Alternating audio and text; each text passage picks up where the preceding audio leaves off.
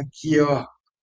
Almada, Arias e Nino. E antes de falar de Almada, Arias e Nino, nosso querido craque, né? Esse menino é o craque, hein? Mandou lá no nosso palestra que o volante da seleção da Colômbia, 31 anos, atua no Crystal Palace, o Jefferson Lerma, foi oferecido, né? Segundo o Leo Barbieri, ele foi oferecido ao Palmeiras. E o Palmeiras entra naquela onda de avaliação. Estão avaliando o jogador para ver se vale a pena. Vocês sabem de algo mais ou é só isso mesmo, sobre o Lerma? Eu tentei confirmar essa informação do pessoal do nosso palestra e o Palmeiras não me confirmou que o atleta seria oferecido e não seria meu nome favorito para trazer a posição. A gente lembra que recentemente o Abel falou que o Palmeiras não buscaria um 5 para não tirar o espaço do Luiz Pacheco, então não é uma posição que nesse momento o Palmeiras vê como uma necessidade. E aproveitando que a gente está falando de camisa 5, nesse final de semana o Aníbal fez a estreia dele no River e eu vi uns lances, cara, só passe de lado e para trás. Não sei se a torcida do Palmeiras está com saudade do que viu do Aníbal aqui no Brasil, não, viu? Ah, Mas não pega no pé dele, não, deixa ele. eu achei curioso. Na semana passada ele postou um post se despedindo do Palmeiras e disse que o clube entendeu a situação dele, né? Então é mais um jogador dos gringos que também teve a conversa da direção para sair. Por exemplo, o Facundo tá para ser negociado com o Austin dos Estados Unidos, negócio de cerca de 51 milhões de reais. E aí a gente conversando com pessoas do Palmeiras, eles falam, é boa a venda para o Palmeiras, mas também o Facundo entendia que ele não ia jogar tanto aqui nessa temporada, que ele não seria titular e ele queria jogar mais, ser titular em outro time, então vai acabar tendo esse desfecho para o Facundo ser vendido. E agora falando sobre Almada, Arias e Nino, que é o que todo mundo quer saber. A situação do Almada, realmente, o Almada vai deixar o Atlético de Madrid.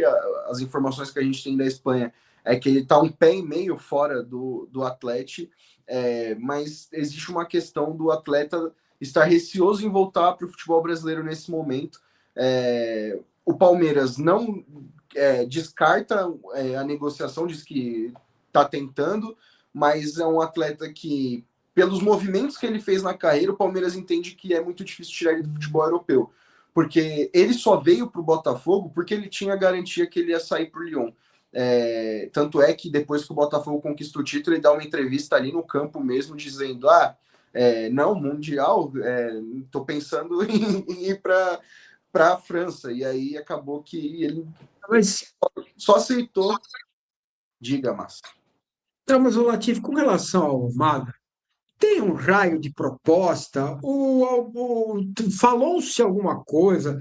O Palmeiras telefonou, falou: eu tenho interesse, quais as condições? Ou não teve nada e a gente está aqui viajando? Palmeiras, ele. Tanto é que a resposta do Abel, que o Soler fez a pergunta, né, até brincando, você prefere o Almada ou o Arias? Aí ele diz, você vai ficar sem resposta, mas o Palmeiras acompanha tudo o que acontece. O Palmeiras ficou sabendo que o Almada poderia deixar o Atlético de Madrid e entrou em contato para saber as condições. O Atlético de Madrid respondeu, eu só abro mão do Almada por 20 milhões de euros e vocês ficam com 50% do jogador. Por esses moldes, não existe negócio. O Palmeiras não vai trazer o Almada por esses moldes. Por quê? O Atlético de Madrid pagou 21 milhões de euros por 100% do jogador no meio do ano passado. Então, o Palmeiras entende que trazer o Almada nos moldes que o Atlético de Madrid quer não é o ideal.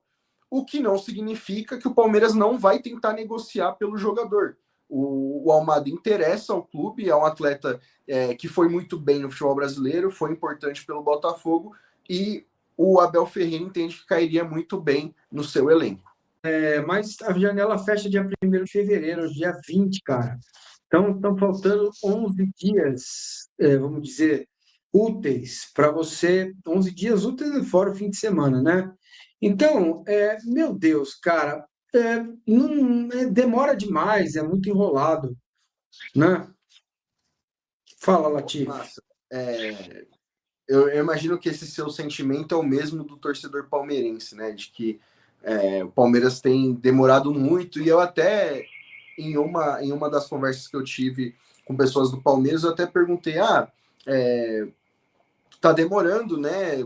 Aí ele falou, mas nem todos os times estão fazendo movimento. Você vê, são poucos clubes que estão indo, a gente vê o Cruzeiro com o Gerson, mas ninguém tá ativo assim no mercado. Aí eu falei, então, vocês pensam que existe a possibilidade dos reforços virem só na janela do meio do ano? Porque o entendimento, Massa, era de que essa janela de transferência de agora ela é muito ingrata para o futebol brasileiro, porque os clubes europeus estão em meio de temporada, eles não querem abrir mão dos seus principais jogadores, e lembrando, o Palmeiras quer atletas que sejam certezas e que já cheguem dando resultado, como foi o Andréas, como foi o Marlon, né, esse pequeno início dele no clube. Então, e eles me falaram, não, o que eu posso te falar estamos trabalhando para que todos os reforços cheguem agora.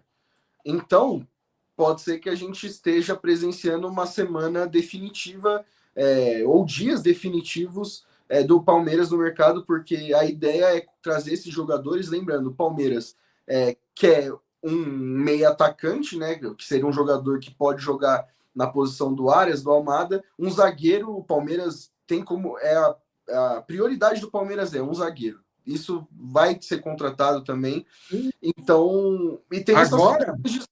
Para agora, me falaram que os reforços serão para agora, eles estão trabalhando para trazer agora. Eu E aí, não por isso estou também tem confiando essa de questão. você, não. Não é de você, não. Tá? Deixando bem claro. Mas, ó, vai, vamos embora. Continua, Latif. Estou E gostando. assim, existe essa questão com o Nino, né, que é outro jogador que está na lista. Essa semana aconteceu um bastidor curioso. Até brinquei com o Lavieri 2 vezes sobre isso. No início da semana, o Nino seguiu Leila Pereira no Instagram. Oh, E e, entre ontem e hoje, a esposa do Nino seguiu Leila Pereira no Instagram. Só que tem um bastidor muito curioso. Quando o Palmeiras acertou a contratação do Felipe Anderson, isso já faz um tempo, eu estava atrás da notícia e aí a gente sabe que o Palmeiras é um clube muito fechado, aí eu falei, vou tentar de tudo, abri um Instagram da irmã do Felipe Anderson, que é a empresária dele. E aí tava lá, as mais recentes, Leila Pereira. Aí eu falei, opa, tá estranho. Fui no da irmã, da esposa do Felipe Anderson, mais recentes, Leila Pereira. Mandei pro Palmeiras. Isso aqui está estranho. Que vocês me ajudam, me diz alguma coisa. E aí eu mandei a mensagem, não fui respondido o dia inteiro. Isso era meio-dia. 7h14, Palmeiras anuncia a contratação do Felipe Anderson. Não estou dizendo que o Palmeiras está fechado com o Nino, que Nino é o novo reforço do Palmeiras, mas é um rastro. E a gente que é jornalista, a gente fareja esse cheiro da notícia, como você diz, hein, Márcio? Pois é, mas acho que vai acabar no Nino, Nenê, que a Cuca vai pegar. Ô, Lavieri, é o seguinte, o que eu sei é que o John foi, né, pro Zenit. E o Palmeiras tem uma balinha para receber lá da negociação do John. O Zenit quer o dinheiro, cara. Então, o Palmeiras, para resolver a parada, tem que mandar o dinheiro pro Zenit e aí traz o Nino. Não sei se o Zenit quer ao vivo, é à vista, né? Meio que à vista. À vista e ao vivo é tudo parecido. Mas, o que você acha? Pode dar negócio? Eu tenho sentido que é difícil o Zenit topar nessa janela. Todas as informações, quando a gente conversa, é que a ideia do Zenit é terminar a temporada e aí vender, ou, enfim, aí colocar um preço, e aí decidir o que vai fazer. A questão é que, entre todos esses, eu vi vocês falando do Almada, do Arias, craques. Acho que o Arias, né, que ele fez no Fluminense, bom jogador. O Almada, para mim, titular de seleção argentina, não tem muito o que falar. Agora, o que eu acho que mais precisa o Palmeiras é um Nino, ou, enfim, um zagueiro. Eu acho que é o que mais o Palmeiras precisa no momento, é um zagueiro, e um zagueiro não é um zagueiro para brigar com o Benedetti ou com o Koné ou com o Fuchs. É um zagueiro para brigar com o Murilo, para tentar ser parceiro do Gomes. Então, o que me chama a atenção nessas movimentações todas é que a gente vai caminhando para o final do tempo, né? O tempo vai...